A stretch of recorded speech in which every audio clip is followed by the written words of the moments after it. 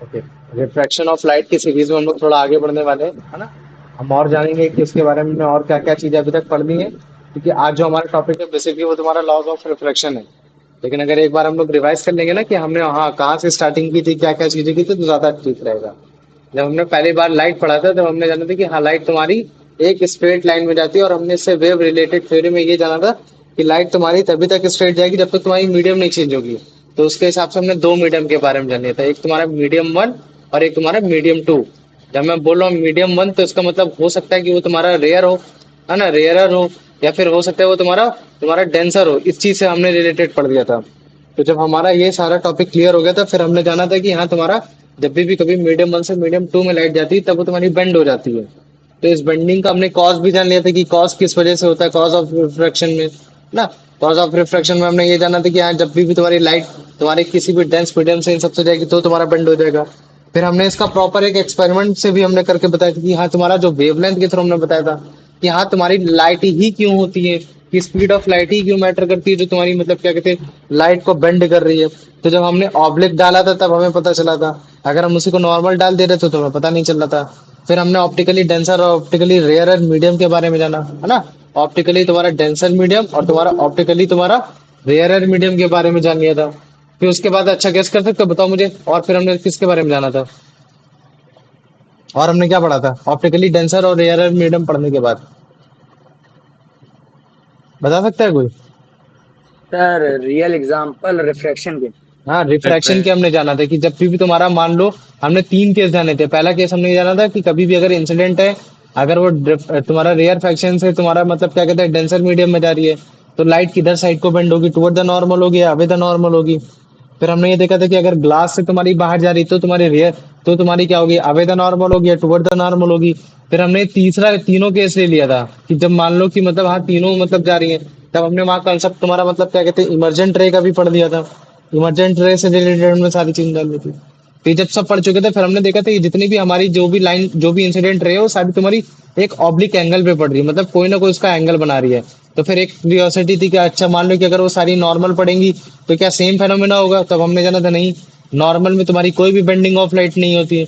तो जब तुम्हारी बेंडिंग ऑफ लाइट नहीं होती तो उसके पीछे का जो भी तुम्हारा रीजन था, जो भी तुम्हारा वेवलेंथ से रिलेटेड जो भी रीजन था वो भी हमने कंप्लीट कर लिया था।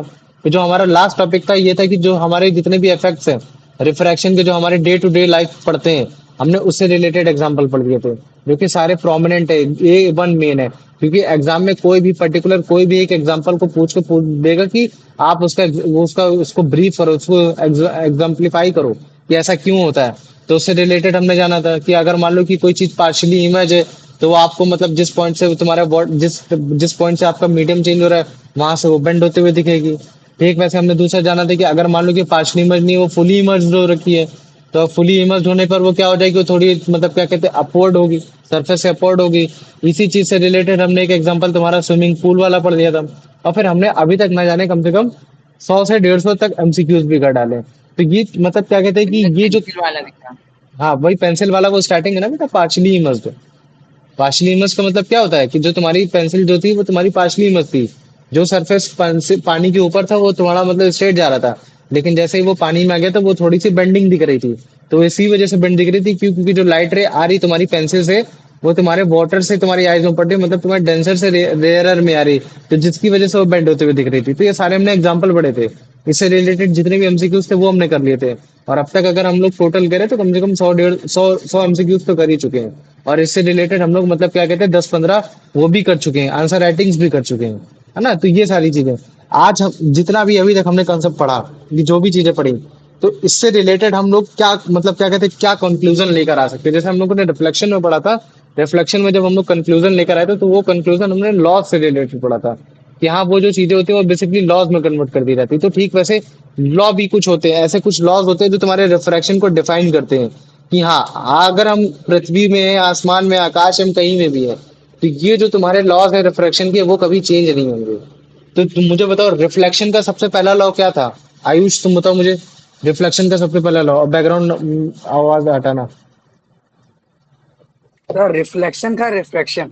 रिफ्लेक्शन, रिफ्रैक्शन का नहीं, रिफ्लेक्शन का बताओ। Sir i equals to r. Angle i equal to angle r, ये तुम्हारा सेकंड लॉ ऑफ रिफ्लेक्शन था। बेसिकली तुम कुछ भी बोल सकते हो। चलो मुझे बताओ तुम्हारे हिसाब से फिर सेकंड लॉ ऑफ रिफ्लेक्शन क्या है? भैया भैया इंसिडेंट रे और नॉर्मल और रिफ्लेक्टेड रे एक पॉइंट में मिलती एक हैं, पॉइंट पे मिलते थे इंसिडेंट ना, पॉइंट। Point of incident. ठीक, वैसे लॉज ऑफ रिफ्लेक्शन में जो तुम्हारा फर्स्ट लॉ है, या फिर तुम इसको सेकंड लॉ मान लो चाहे जो लॉ मान लो, ठीक है, तो इसमें भी यही सेम चीज होता है। ये जो तुम्हारा इंसिडेंट रे आ रही है और जो तुम्हारा नॉर्मल है ना, नॉर्मल है, और जो तुम्हारी रिफ्रैक्टेड रे है, मतलब जहां तुम्हारी नॉर्मल, इंसिडेंट रे और रिफ्रैक्टेड एक पॉइंट पे मिलती है, मतलब एक ऐसा पॉइंट है जहां तुम्हारा मीडियम भी चेंज हो रही है, इस वजह से वो बेंड भी हो रही है, रिफ्रैक्ट भी हो रही है। तो ये सारी तुम्हारी एक ही पॉइंट पे मिलती है, यही तुम्हारा लॉ ऑफ रिफ्रैक्शन है। तो तुम्हारा लॉ ऑफ रिफ्रैक्शन, पहला लॉ तुम क्या लिखोगे कि when incident ray, refracted ray, normal ray all lie on the same plane, या फिर all lie on the same point. इस चीज को याद रख लोगे कि नहीं याद रख लोगे? याद रख लेना।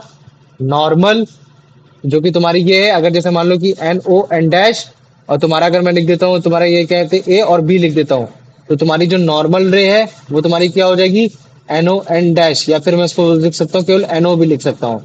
और जो मान लो कि अगर मैंने बोल दिया रिफ्रैक्टेड रे, तो मुझे बताओ रिफ्रैक्टेड रे क्या मतलब है इसमें? रिफ्रैक्टेड रे कौन सी है, ए ओ या ओ बी है? सर वो भी। ओ बी हो गया, ठीक है। और फिर अगर मैंने बोल दिया कि, अगर मैंने बोल दिया कि तुम्हारा इंसिडेंट रे, तो इंसिडेंट रे कौन सी है इसमें?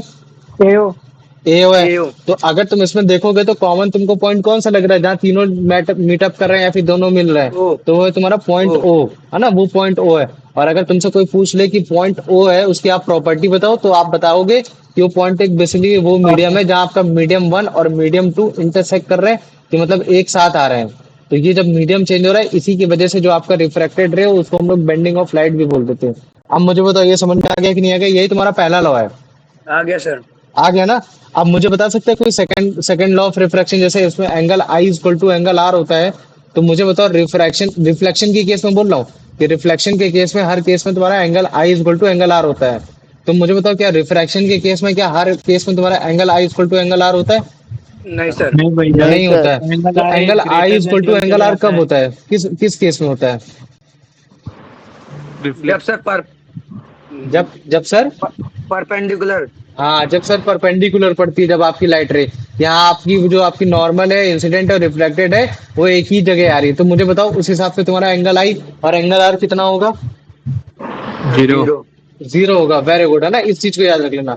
और इसके साथ साथ जो तुम्हारा मतलब क्या कहते हैं, हमने ये केस पढ़ा था कि जब आपका angle of incident angle of reflected से कम होता है, और हमने एक केस पढ़ा था जब एंगल ऑफ इंसिडेंट आपका एंगल ऑफ रिफ्लेक्टेड से ज्यादा होता है। तो मुझे बता सकते हो ऐसा केस कब था, कि मतलब जब लाइट रे तुम्हारी रेयरर से डेंसर जाती थी, तब कौन सा केस आता था? तब तुम्हारा एंगल आई बड़ा होता था या एंगल आर बड़ा होता था? Sir I. आई बड़ा होता है। तो इसका मतलब ये जो पहला वाला केस है वो इधर की ओर जा रहा है ना, इसकी तरफ जा रहा है। और ये हमने कैसे जाना था कि हाँ, ये जो तुम्हारी लाइट रे है, जो रिफ्लेक्टेड लाइट रे है, वो तुम्हारी toward the away normal the जा रही है, नॉर्मल। Toward the normal. और ठीक वैसे ही अगर जैसे मान लो कि अगर अगर तुम्हारा एंगल आई छोटा हो रहा है, या फिर है ना एंगल आई छोटा हो रहा है, एंगल आर ज्यादा हो रहा है, तो इसका मतलब है सर कि वो डेंसर तुम्हारी टू रेयर। इंसिडेंट से तुम्हारी रिफ्लेक्टेड ज्यादा हो रही है ना, ये रिफ्लेक्ट हाँ, ज्यादा हो रही है। अवे तो द वो तुम्हारा नॉर्मल। दूसरा केस था जब वो तुम्हारी डेंसर से रेयर मीडियम में जा रही। तो ये चीज था। तो अब अच्छा मुझे बताओ, अगर तुम लोगों ने ऑलरेडी स्कूल में पढ़ रखा है, तो फिर तुम्हारा सेकंड लॉ ऑफ रिफ्रैक्शन क्या हो सकता है? गेस करो। सेकंड लॉ ऑफ रिफ्रैक्शन तुम लोगों ने कुछ पढ़ा है? मैंने ऑलरेडी तुम लोगों के बारे में कुछ इसके बारे में बता रखा है, रिफ्रैक्टिव इंडेक्स बोल रखा था मैंने, थोड़ा बहुत मैंने तुमको इसके बारे में समझाया भी था। मुझे बताओ सेकंड लॉ ऑफ रिफ्रैक्शन क्या होता है, रिफ्रैक्टिव इंडेक्स क्या होता है? बताओ, आता है किसी को? हम्म, हम्म, नहीं आता? चलो ठीक, कोई बात नहीं। देखो मैं एक डायग्राम सर बनाता हूँ। वो हाँ, बोलो बोलो बोलो, बिना सर डर के बोलो। Refractive index speed of light in one medium upon speed of light in second medium. हाँ, ये चलो एक तरीके से तुम इसको बोल सकते हो रिफ्रैक्टिव इंडेक्स, ठीक है। लेकिन देखो मैं तुमको अभी सेकंड लॉ ऑफ रिफ्रैक्शन को बताने की कोशिश करता हूँ। इसमें इंसिडेंट लाइट रे हमने बोल दी, ये एओ बोल दी, और ये तुम्हारी रिफ्रैक्टेड होगी बी होगी, और ये तुम्हारी होगी नॉर्मल की ये होगी, ठीक है, इतना जानो। जो तुम्हारा सेकंड लॉ ऑफ रिफ्लेक्शन है वो बेसिकली तुम्हारे एंगल को डेराइव करने की कोशिश कर रहा है। वो तुम्हारा कौन सा एंगल डेराइव करने की कोशिश कर रहा है? एक ये वाला एंगल जिसको हम लोग क्या बोलते हैं, एंगल ऑफ इंसिडेंट बोलते हैं या एंगल ऑफ रिफ्रैक्टेड बोलते हैं, एओएन को? सर ऊपर वाला एंगल ऑफ इंसिडेंस एंगल है ऑफ शायद आप। एंगल ऑफ इंसिडेंट है ना। तो जो तुम्हारा उसका रिलेशनशिप है, मतलब क्या कहते हैं रिफ्रैक्शन में सेकंड लॉ का, वो ये है कि तुम्हारा angle of incident upon angle of refraction, है ना, इस चीज को जान लेना। और ये जो एक्सपेरिमेंट किया था वो तुम्हारे एक स्नेल एक्सपेरिमेंट्स बोला जाता है इसको, स्नेल एक्सपेरिमेंट स्नेल्स तुम्हारा लॉ। 1662 में हुआ था। तो इसी वजह से स्नेल, इसको स्नेल्स लॉ भी बोल दिया जाता है, सेकंड लॉ ऑफ रिफ्रैक्शन को तुम्हारा स्नेल्स लॉ भी बोला जाता है। तो ये जो तुम्हारा मतलब, अगर मैं जैसे बोलता हूँ ना कि तुम्हारा सेकंड लॉ ऑफ रिफ्लेक्शन है क्या, तो तुम बोलोगे कि the ratio of sine of angle of incident ray to the sine of refracted ray is a constant. जब मैं बोलता हूँ ना कि जो तुम्हारा sine of incident ray ratio किसका, रिफ्रैक्टेड रे का, जो ये आ रहा है कांस्टेंट है, इसका मतलब ये है कि अगर तुम इस पर्टिकुलर ऑब्जेक्ट को, जो तुम्हारे जहां से साइन आर हो रहा है, तो साइन आर तुम्हारा क्या, मीडियम 2 है, तो ये जो तुम्हारा मीडियम 2 है, तुम इसको कहीं भी लेके जाओगे, वर्ल्ड के किसी भी कोने में लेके जाओगे, और अगर तुम उसमें मतलब क्या कहते हैं एंगल को उसी एंगल पे अगर डेराइव करोगे, उसी एंगल से अगर तुम इंसिडेंट करने की कोशिश करोगे, तो हर बार जो तुम्हारा रिफ्रैक्टिव इंडेक्स, जो मतलब क्या कहते हैं, जो भी तुम्हारा स्नेल लॉ से जो भी तुम्हारा एक तरीके से जो रिफ्रैक्टिव इंडेक्स आएगा वो इक्वल आएगा। वो ऐसा नहीं होगा कि तुमने इंडिया में चेक किया, इसका रिफ्रैक्टिव इंडेक्स तो अलग आएगा, मतलब इसकी कांस्टेंट की वैल्यू अलग आएगी, या फिर वो अलग आएगा। इसी वजह से कांस्टेंट का मतलब यही है कि तुम इसको कहीं भी चेक करो, तुमको हर बार जो उसका केस आएगा वो इक्वल आएगा। तो देखो बेसिकली जो तुम्हारा साइन आर के सेंस में, मतलब कि हमारी कोई पर्टिकुलर जो दूसरा मीडियम है, वो ग्लास है कि वाटर है कि ऑयल है, वो तुम्हारा उसमें रिफ्रैक्टेड कितना हो रहा है उसके सेंस में हम लोग साइन आई के हिसाब से वैल्यू निकालते हैं। तो इसका मतलब क्या है कि ये जो तुम्हारी जो वैल्यू एक तरीके से कांस्टेंट, ये तुमने जान लिया, और ये हमको क्या बताने की कोशिश कर रहा है कि बेंडिंग कितनी है, मतलब पर्टिकुलर जैसे मान लो कि अगर मैं बोल देता हूँ कि किसी स्नेल, मतलब जो सेकंड लॉ ऑफ रिफ्लेक्शन है, जो हमने ये चीज लिखा, अगर मान लो किसी की वैल्यू आ रही 6.2 और अगर किसी की आ रही 5.2, तो मुझे बताओ कि सबसे ज्यादा बड़ी वैल्यू किसकी, 6.2 वाले की है, 5.2 वाले की है?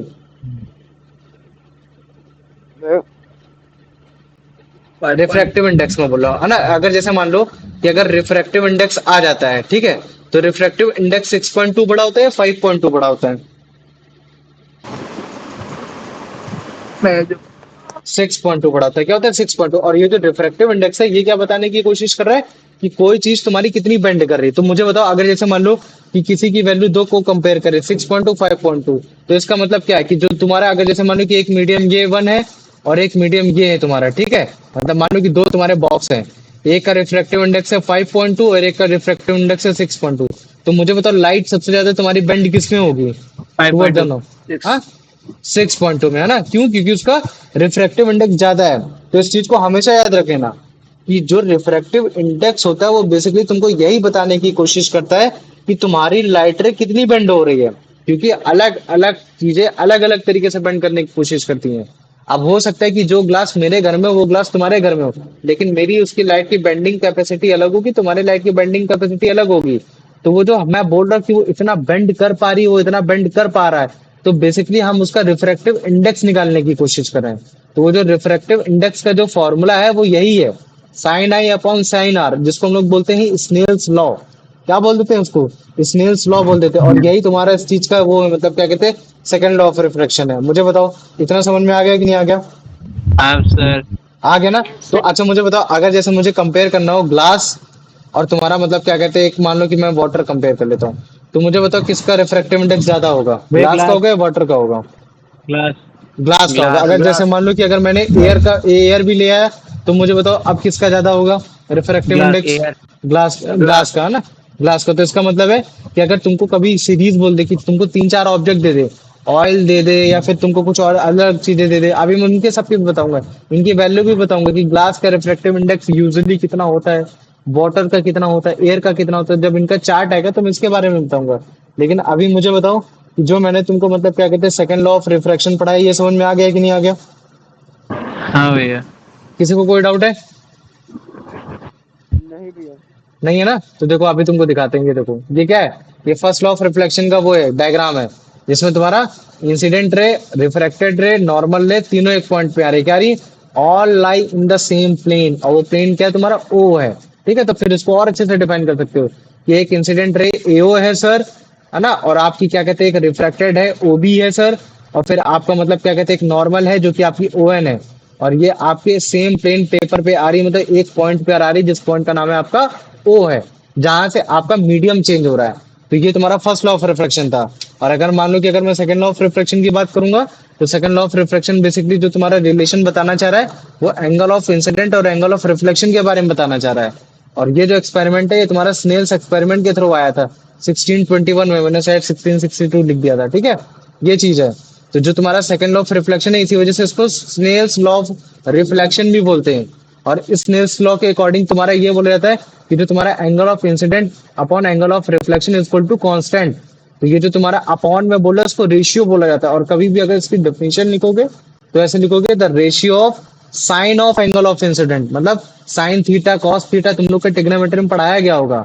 The ratio of sine of incident of and to the sine of angle of refraction.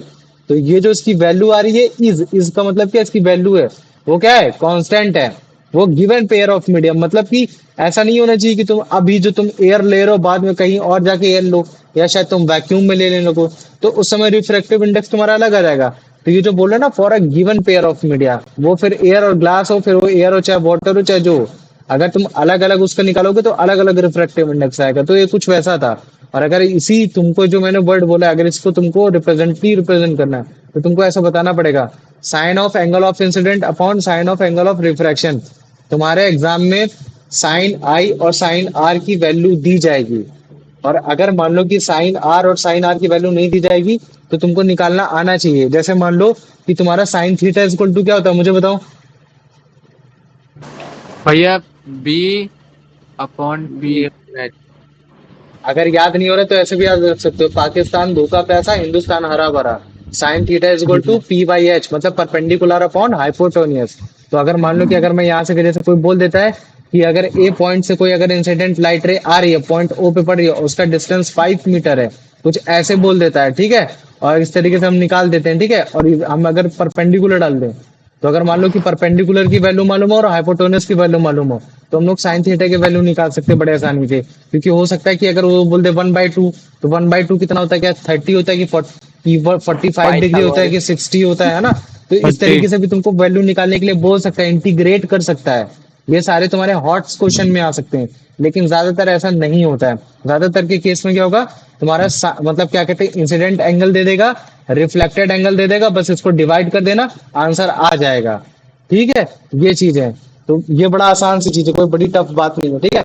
तो अब ये देखो, यही sine r is equal to क्या हो जाएगा, बताया था हाँ सर ने, आज ही बताया था। अच्छा चलो ठीक, कोई बात नहीं है ना, ये चीज हो गया। तो ये जो तुम्हारा कांस्टेंट होता है ना, जो वैल्यू जो निकल कर आ रही, जो भी तुम देखोगे, मान लो कि अगर जैसे ग्लास लिया, वाटर लिया, हल लिख लिया, तो अलग अलग बार अलग अलग वैल्यू आएगी। तो ये जो तुम्हारा कांस्टेंट है हर जगह सेम रहेगा। लेकिन ये जो पर्टिकुलर अगर मैं किसी एक मीडियम को ले लेता हूँ कि एयर और ग्लास, ये तुम कहीं भी लेके जाओगे तो जो उसकी वैल्यू आएगी उसको हम लोग बोलते हैं रिफ्रैक्टिव इंडेक्स ना। ये जो कांस्टेंट है बेसिकली क्या है, 1.5 आएगी। हाँ जो भी है, मतलब क्या है, रिफ्रैक्टिव इंडेक्स है। अच्छा, एयर और ग्लास का 1.5 आता है, डिपेंड नहीं करता। मैंने बोल दिया कि ये टफन ग्लास है, तो ग्लास भी डिफरेंट डिफरेंट होते हैं ना। तो हर एक ग्लास का तुम्हारा अलग अलग रिफ्रैक्टिव इंडेक्स होता है।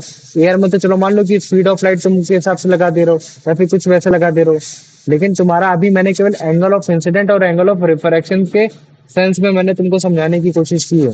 बस केवल इतना जानो। अभी बाद में तुमको मैं स्पीड ऑफ लाइट वाला भी बताऊंगा।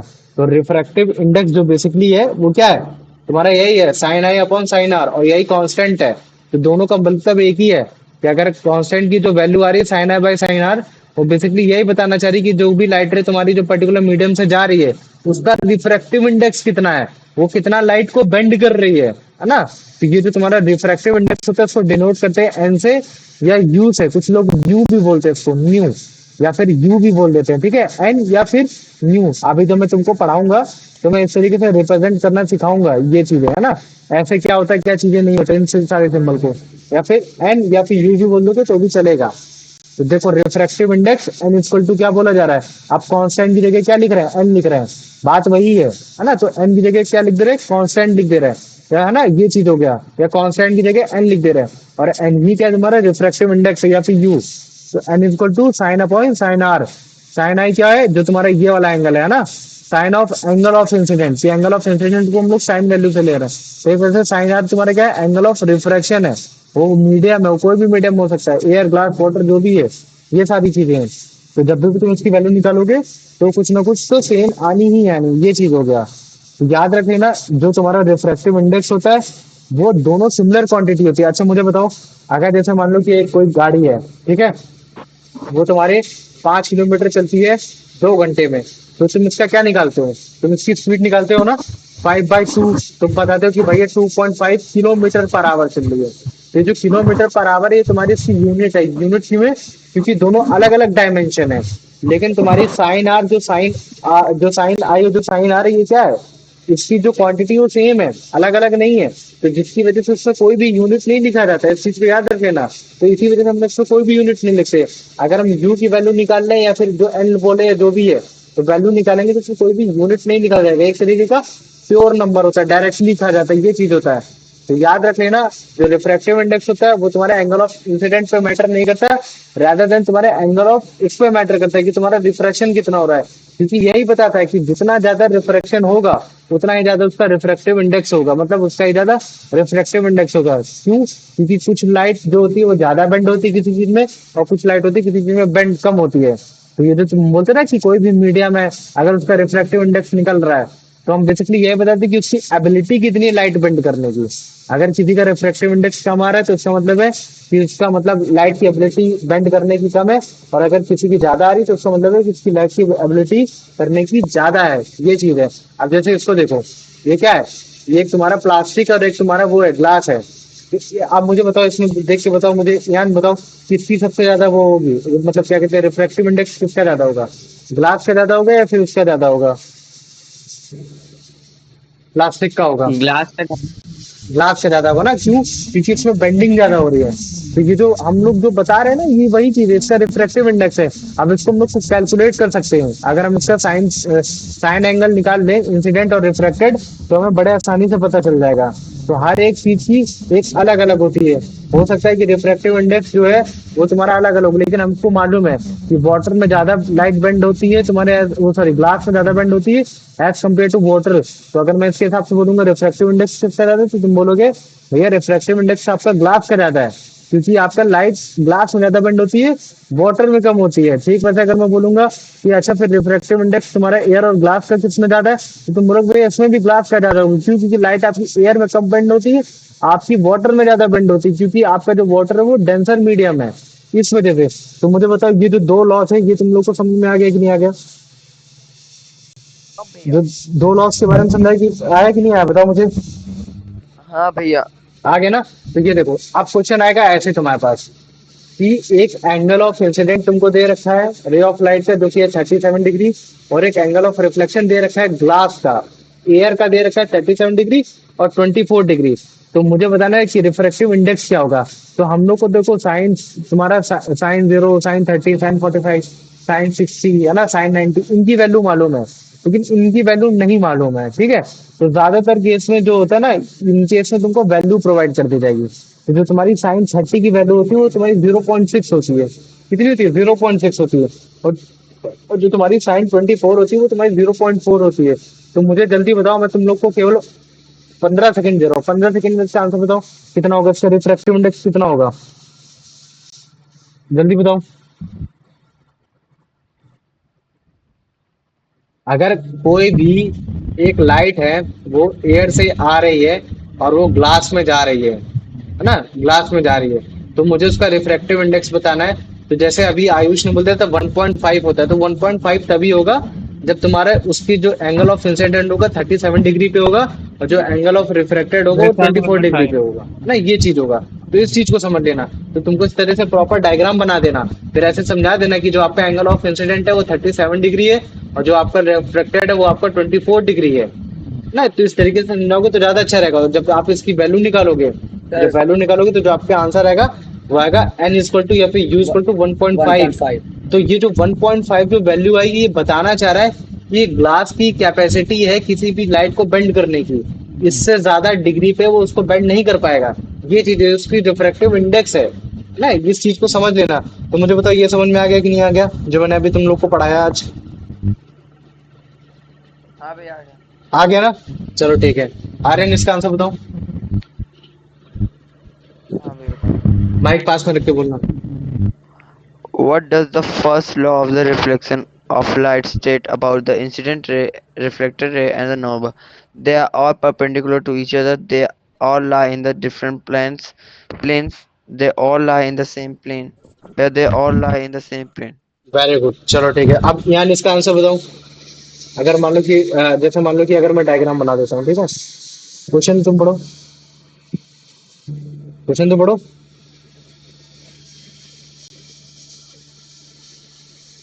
क्वेश्चन पढ़ो। ध्यान। चलो सर अमन लीव तुम कर पढ़ो। दी मीटिंग, आ गया आ अमन गया तुम आ पढ़ो। गया। अच्छा ठीक है, लीव कर दिया, आ गया। ध्यान पढ़ो question.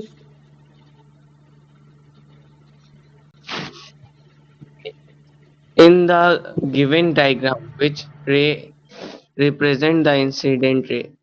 OB, ON, AO, NB. हाँ, ये और ये डायग्राम है जो बना हुआ है ना, ये डायग्राम है तुम्हारा बेटा, बताओ इसको answer. Incident ray. AO.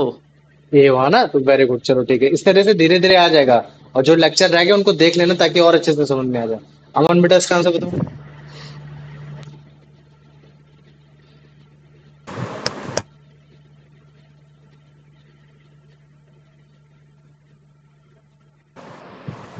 Sir अमन क्लास में। नहीं, अंश बताओ आंसर।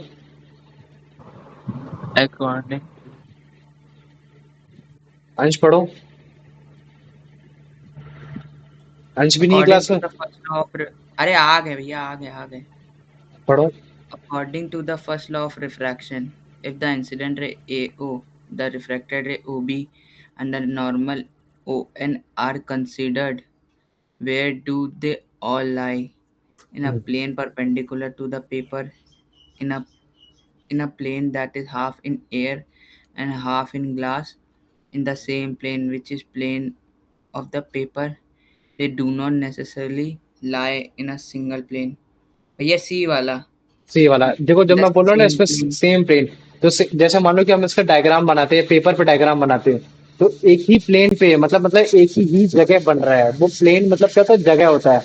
तो जो तुम्हारी इंसिडेंट रे है, रिफ्लेक्टेड रे है, और जो तुम्हारी नॉर्मल है, तो जब भी हम कंसिडर करते हैं फर्स्ट लॉ ऑफ रिफ्रैक्शन में, तो वो एक ही जगह आती है तुम्हारी लाइट रे, एक ही जगह मिलती है। तो प्लेन मतलब एक जगह हो गया, है ना। अब वो जगह तुम्हारी, तुम पेपर में डिनोट कर रहे हो तो तुम्हारा पेपर हो गया, बोर्ड में कर रहे हो तो तुम बोर्ड में हो गया, है ना, चाहे जहां तुम करो। ये वो चीज है, समझ में आ गया। अब जैसे अगर जैसे बोले कि do not lie in a single plane, तो हो सकता है कि तुम बोल दो ये और ये इधर हो गई, रिफ्लेक्टेड ऐसे हो गई, तो इस तरीके से नहीं होता। कार्तिक अब इसका आंसर बताओ। the point where the incident ray, refracted ray, and the normal meet is called uh, point of convergence. Where point of अब वही तो बोल रहे हैं, पॉइंट ऑफ कन्वर्जेंस होता है। बताओ बेटा आर्यन। बताया तो भैया point of convergence. बताओ। बताओ। where point incident हाँ, पॉइंट ऑफ इंसिडेंट। समझ में आ गया कि नहीं आ गया? हेलो कार्तिकेय, गधे, कन्वर्जेंस नहीं होता है, पॉइंट ऑफ इंसिडेंट होता है। ये जो पॉइंट ऑफ इंसिडेंट बोलते हैं इस ओ पॉइंट को, याद आ रहा है कुछ? All lie in the same plane, ये तुम्हारा पॉइंट ऑफ इंसिडेंट होता है, कन्वर्जेंस नहीं बोला जाता है। समझ में आ गया? कन्वर्ज नहीं हो रही लाइट रे वहां जाके, जो तुम कन्वर्ज Okay कर रहे भैया. हो वो तुम्हारी इंसिडेंट हो रही है सारी लाइट रे, नॉर्मल रे वहां से निकल रही है ना। ये सारी चीजें इंसिडेंट है, वहां आके मिल रही है एक तरीके से, ठीक इंसिडेंट है। है. अब ऐसा नहीं बोल रहा हूँ कि तुम्हारी रिफ्रैक्टेड रे आके मिल रही है, हम बोल रहे हैं कि एक पॉइंट में सारी लाइट रे आके मिलती हैं। अब वो जरूरी नहीं कि तुम्हारी वो बाहर निकली तो हम ऐसा बोले, हम बोले कि बस वो मिलती है, इसी वजह से उसको पॉइंट ऑफ इंसिडेंट बोला जाता है। Very good Aryan. आयुष इसका आंसर बताओ।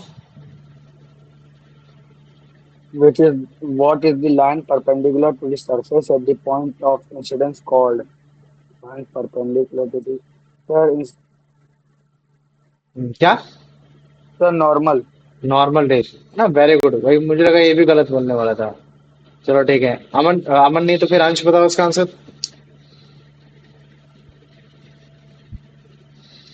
What does the second law of refraction establish a relationship between the speed of light and its wavelength, the angle of incidence and the angle of reflection, the angle of incidence and the angle of reflection, the density of the medium, and the speed of light?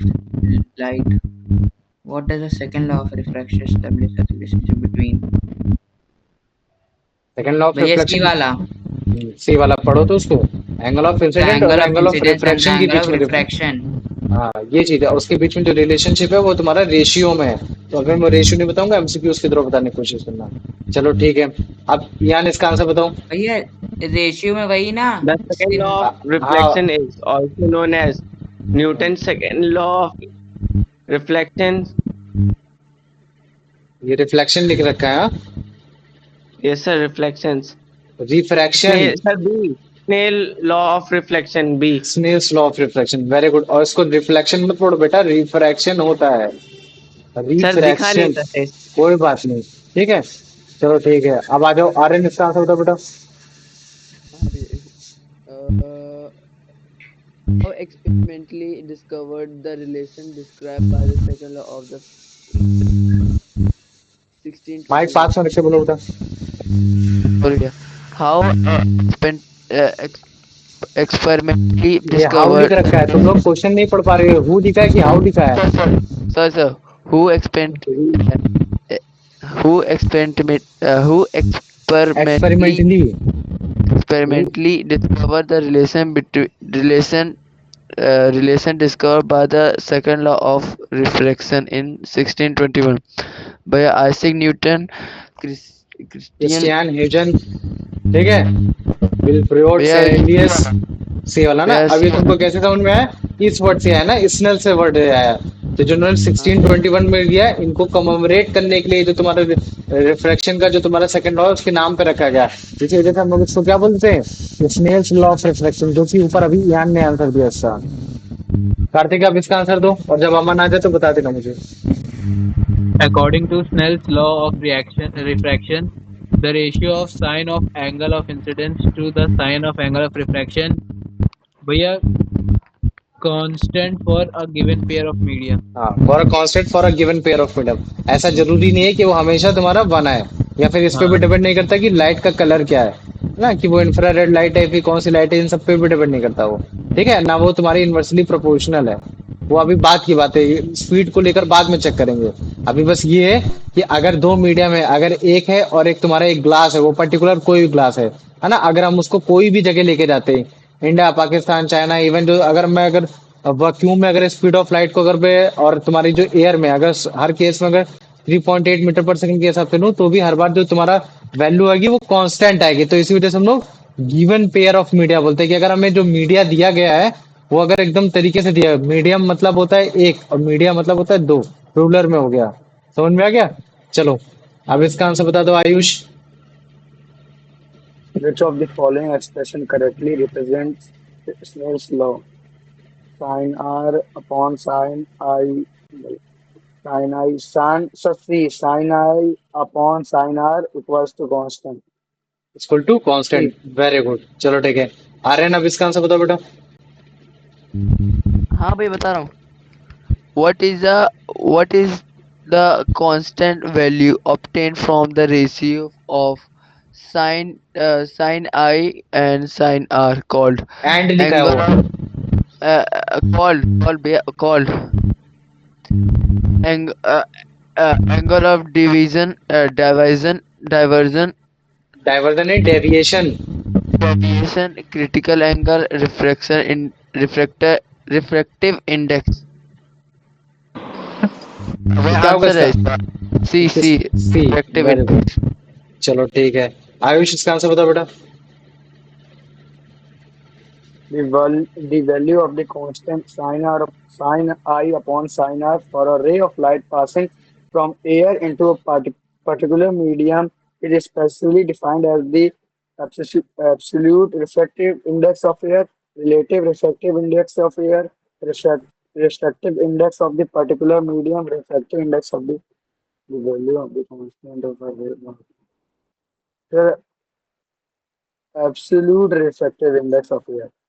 अच्छा, relate कर रहे हैं ना। Air में तुम्हारी speed है, दो medium लिया ना बताओ, एक मीडियम एयर लिया हाँ सर, है, एक मीडियम ग्लास लिया है। तो रिलेटिव जो रिफ्रैक्टिव इंडेक्स आ रहा है, जो रिलेट कर रहे हो, किससे कर रहे हो तुम? एयर से कर रहे हो ना, रिलेट कर रहे हो। एब्सोल्यूट वैल्यू नहीं आ रही है, ये एब्सोल्यूट वैल्यू आ रही है। समझ में आ रहा है? जो हम लोग रिलेटिव इंडेक्स ऑफ एयर बोलते हैं, देखो हर एक एयर में डेंसिटी अलग अलग होती है। जैसे मान लो कि अगर मैं वैक्यूम में करूंगा तो वैक्यूम में एयर अलग होगी, एयर की डेंसिटी अलग होगी, वहां एंगल ऑफ इंसिडेंट पे एक अलग वैल्यू आ जाएगी।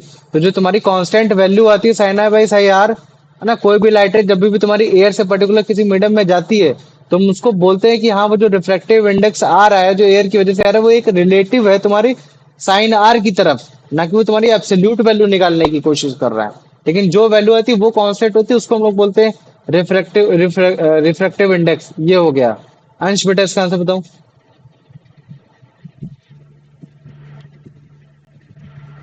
What symbol are commonly used to denote the refractive index?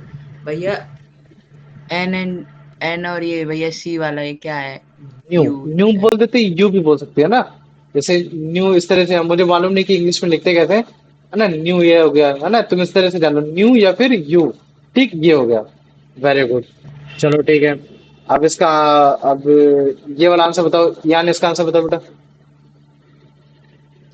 In the following formula, n is equal to sine I upon sine r. What does I represent? Angle of reflections in air, angle of sir incident B. भी पूरा पढ़ो।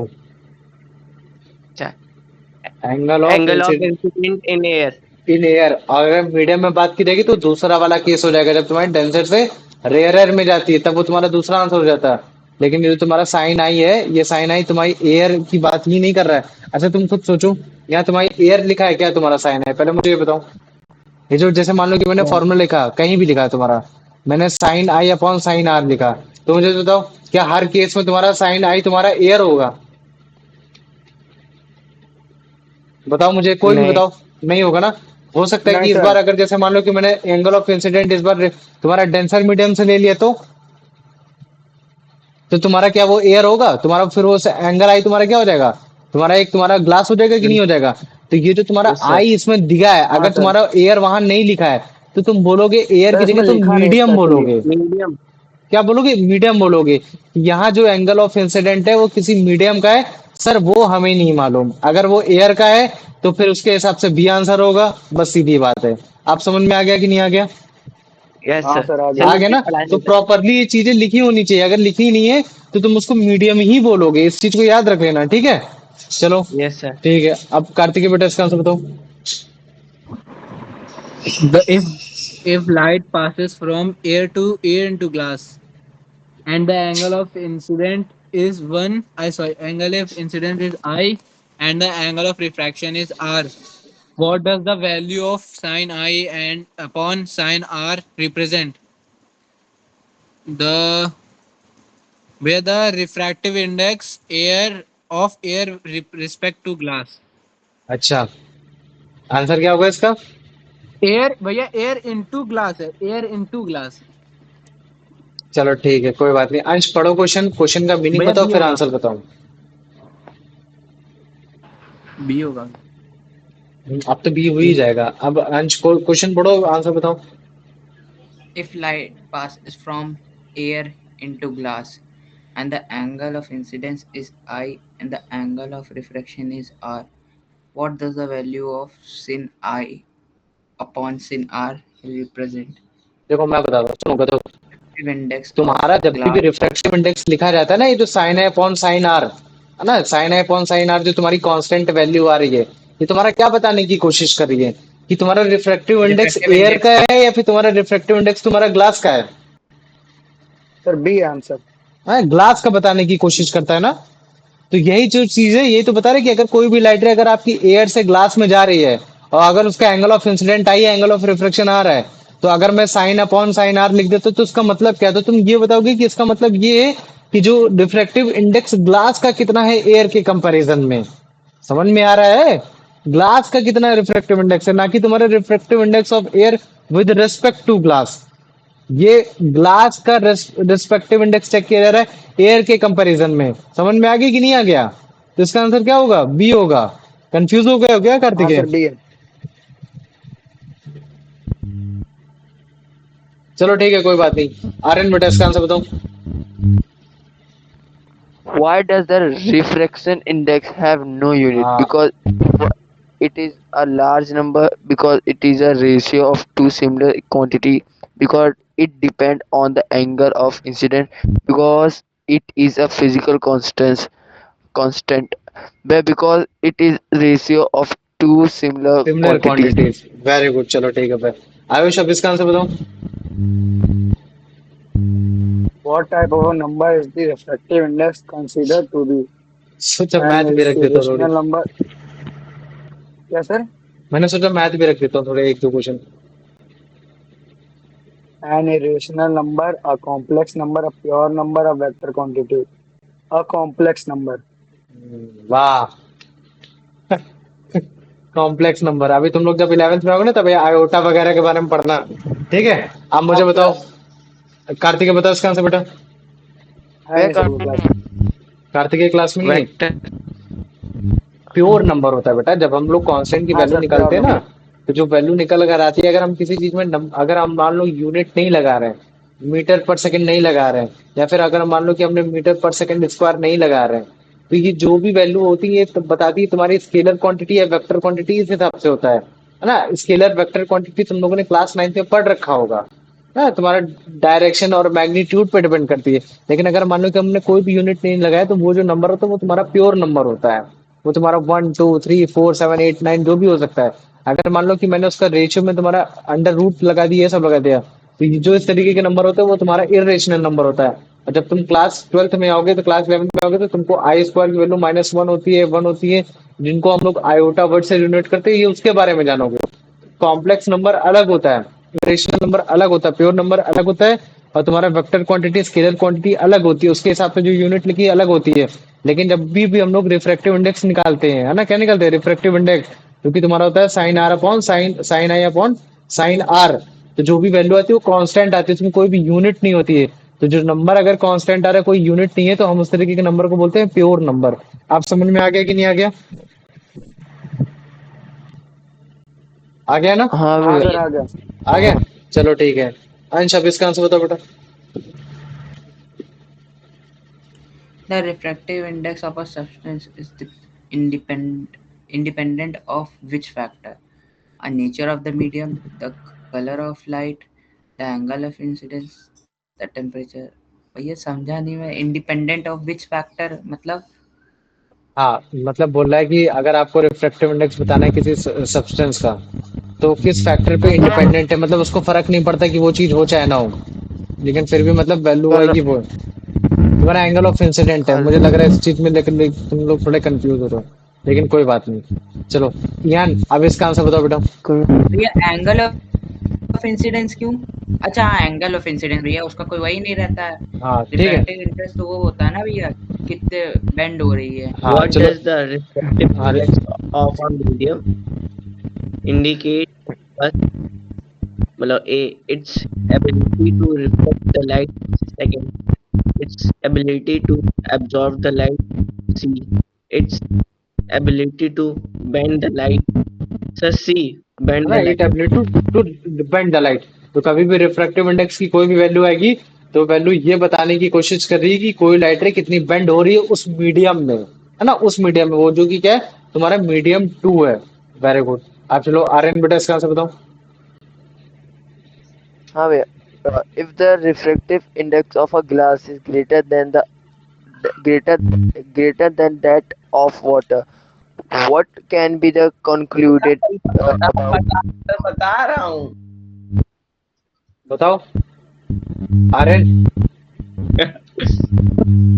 Aryan, conclude हाँ भैया बोलो। Concluded about light ray passing from air into this medium. Light ray bend more than passing from air into water from into glass. Light ray bend equally when passing into glass and water. Light bend more than passing from air into glass and into water. Light ray do not bend at all when passing in either medium. अब सुन लो, भैया question सुनने एक में second. बता दे रहा हूँ। Question ये बोल रहा है कि अगर रिफ्रैक्टिव इंडेक्स ये बोला जा रहा है कि ग्लास का ज्यादा है, वाटर का कम है, तो इसका मतलब क्या है कि अगर कोई लाइट रे अगर तुम्हारी एयर से अगर इस मीडियम में जाती है, कौन कौन से मीडियम में, ग्लास में और वाटर में, तो तुम क्या कंक्लूजन बताना चाहोगे? क्या जो लाइट रे है वो तुम्हारे तुम्हारे क्या कहते हैं ज्यादा, मतलब क्या कहते हैं, बेंड हो रही है तुम्हारे वाटर में, तुम्हारे ग्लास के कंपैरिजन में, कि तुम्हारी जो लाइट रे है वो तुम्हारी ज्यादा इक्वली बेंड हो रही है ग्लास और वाटर दोनों में, कि लाइट रे तुम्हारी ज्यादा बेंड हो रही है ग्लास में तुम्हारी वाटर में, कि तुम्हारी जो सर लाइट इसका रे है वो तुम्हारी आंसर, बेंड। हाँ बोलो। Sir C answer. C answer है इसका ना। तो ये चीज है, तो देखो मैंने आज तो तुमको इस तरह से समझा दिया है इसको इंग्लिश में हिंदी करके। तो ये जो भी चीजें है ना, ये सारी चीजें तुम लोग को आनी चाहिए करना। अब देखो मैं तुम लोग को एक एग्जांपल भी बता दे रहा कि न्यूमेरिकल टाइप में ऐसे भी नॉर्मल सा क्वेश्चन आ सकता है ना। अब जरा ये क्वेश्चन पढ़ो आयुष, और इसका मीनिंग बताओ, मतलब क्या कहते हैं, गिवन क्या क्या चीजें पहले वो मुझे बताओ। सर क्वेश्चन पढ़ के बताओ। अ हाँ। Beam of light passes from air into substance X.